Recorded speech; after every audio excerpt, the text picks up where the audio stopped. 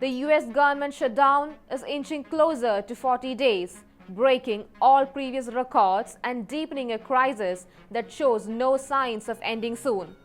A lot of US government offices have shut down for now, which means about 1.4 million federal workers are either not getting paid or are working without their usual salaries. The US government shut down on October 1st after Congress failed to agree on funding to keep federal offices open.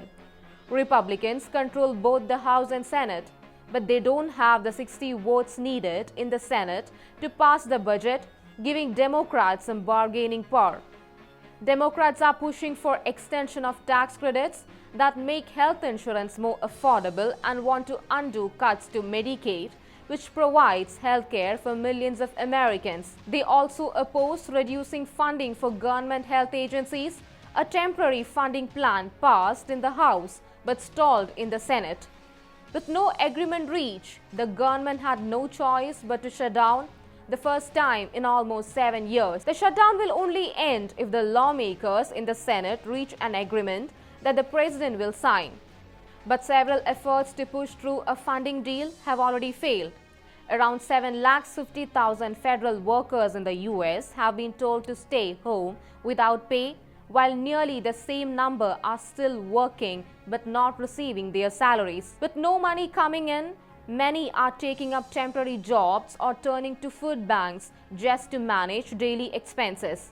The US aviation industry is among the most affected as widespread flight cancellation throw travel plans to chaos. With the government cutting back schedules due to a shortage of air traffic controllers, thousands of passengers are being left stranded at airports. US Transportation Secretary Sean Duffy said that the flight operations will be scaled back as much as 10% across 40 of the country's busiest airports. The cancellations are likely to affect between 3,500 and 4,000 flights per day and are expected to hit some of the busiest hubs in the country, including airports in Atlanta, New York, and Washington, D.C. Meanwhile, unions have warned that many staff are falling sick from stress, with some even taking up second jobs to make ends meet.